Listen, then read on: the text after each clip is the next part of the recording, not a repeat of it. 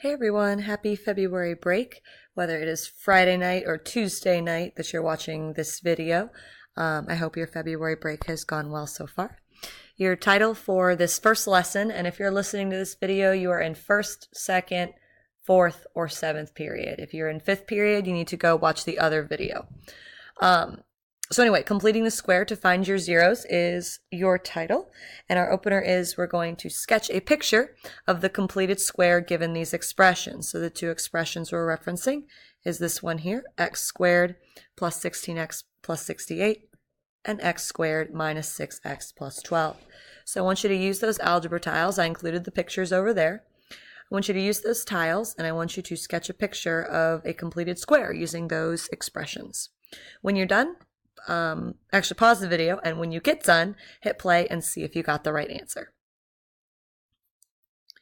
So for our first expression, we have 1x squared, so I'm going to pull out that 1x squared tile. We have 16 x's, which I know I want to break up evenly onto both sides. So I've got 8 on one side and 8 on the other side. Remember, the reason we do that is because we're trying to make a square. Squares have the same side lengths, 1, 2, 3, 4, 5, 6, 7. So we would want to split them up evenly to get the same side lengths. Now, instead of drawing a certain amount of dots here, right now I'm thinking, okay, how many dots am I going to draw? Instead of having to put them all out, I know that I have an 8 by 8 section here. So I know I'm going to need 64 unit tiles. However, I have 68. So I've got 4 unit tiles left over. Going the extra mile, which it didn't ask you to do, but if we wanted to write the equation, it'd be x plus 8 squared plus 4. That plus 4 is that 4 extra tiles that we had left over since we started with 68. The vertex of that equation would be negative 8, comma 4. Looking at our other one over here, we've got 1x squared tile, negative 6 x's. So 1, 2, 3. Again, we're breaking them up evenly because we want a square, and squares have the same side lengths, so they need to have the same amount of x's on both sides. When we complete the square using our unit tiles, we notice we only need 9. We've got 12, so we have 3 left over.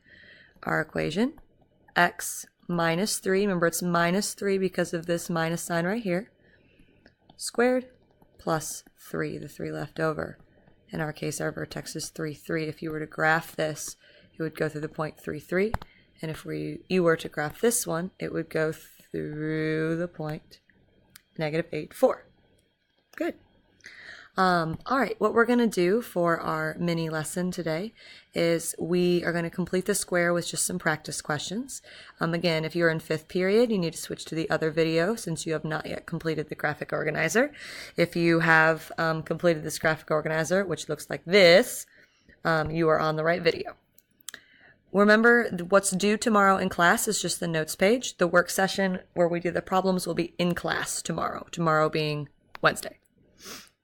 All right, so let's review the graphic organizer really quick. Remember, what we're doing is completing the square to find the zeros.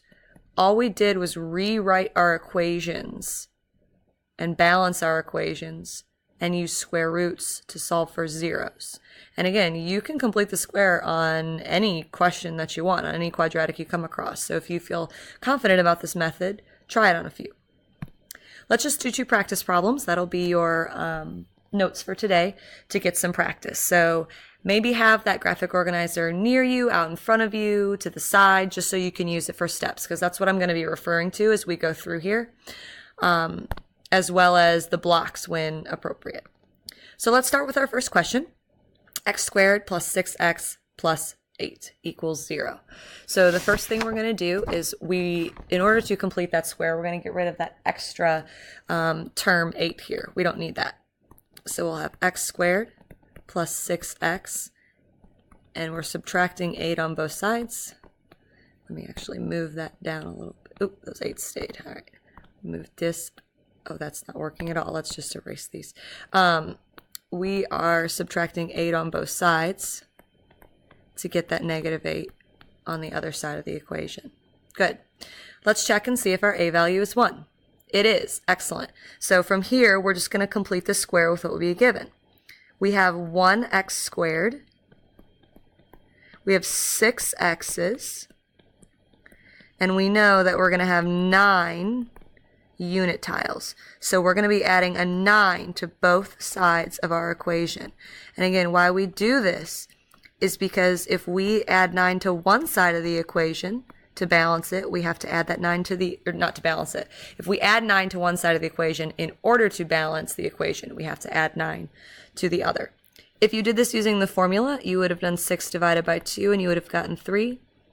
We would have squared the 3 to get 9. Again, start seeing the connection between the formula and the blocks. From there, what we are going to do is we are going to simplify. So we know if we were simplifying this perfect square trinomial, we'd have x plus 3 squared. Just remember this is one of your side lengths. And on the other side, we would have 9 plus negative 8, which is 1. Perfect. All right. So in order to figure out what the square root, or excuse me, what the zeros are in this equation, we are going to take the square root of both sides. And we know that we can have positive roots and negative roots. So here we have x plus 3 squared equals 1. We're going to break this up into our 2 possible roots. X plus 3 squared equals 1. Take the square root of both sides, and we'll have x plus 3 equals 1, and x plus 3 equals negative 1. Square root of 1 is 1 and negative 1. To solve for x on this one, we're going to subtract 3 on both sides. Again, trying to get our x by itself. 1 minus 3 is negative 2. And here, again, we're going to subtract 3 on both sides. X equals negative 4. So our 2 roots of that equation are negative 2 and negative 4. So just to make sure that we are correct, we have found the correct zeros. Let's just hop over to Desmos. Here is our equation from the start, x squared plus 6x plus 8. Here is the equation that we just, oh, no, that's the next question.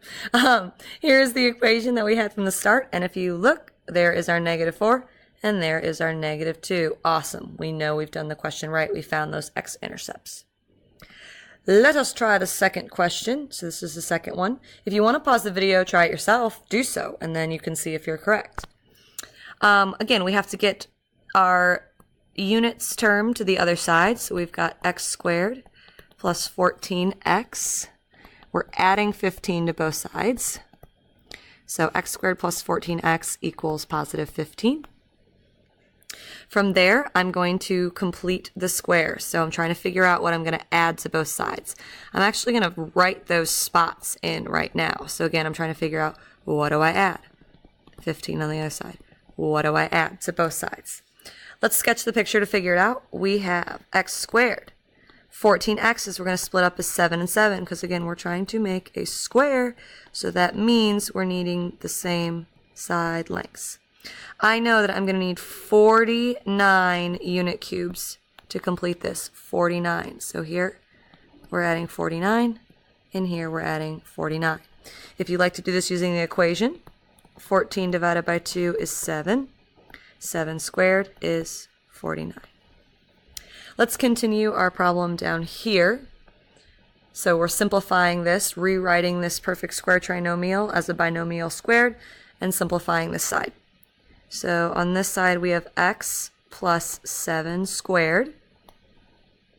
The x plus 7 comes from this. And if you're asking yourself where'd the 49 go, if I were to expand this out, do x plus 7 times x plus 7, I would see that 49 again. On the other side, I have 15 plus 49, which is 64. Convenient, perfect square. All right. So again, we know that the square root of 64 has a positive and a negative root. So let's figure out our equation with both that positive and negative root. So we've got x plus 7 squared equals 64. X plus 7 squared equals 64. We know we're going to take the square root of both sides of our equations. And again, we're just finding the zeros of the equation. X plus 7 equals 64. Or, not 64, I didn't even take the square root. X plus 7 equals 8. And here, x plus 7 equals negative 8. Again, we just took the square root of both sides. Subtracting 7 on both sides here, we're going to get a 1. Subtracting 7 on this side, we're going to get a negative 15. So let's check again using Desmos if those are actually our x-intercepts. Going over to Desmos, I'll turn off this one, turn on this one, zoom out just a little bit. There is our 1, there is our negative 15. We know we've done this correctly. We also could have done the check from step 7, I think. Step 7 from our graphic organizer, or you could use Desmos to help. So again, kind of a cool way to factor. You all are doing a really good job with completing the square, so maybe this is something you consider for the future.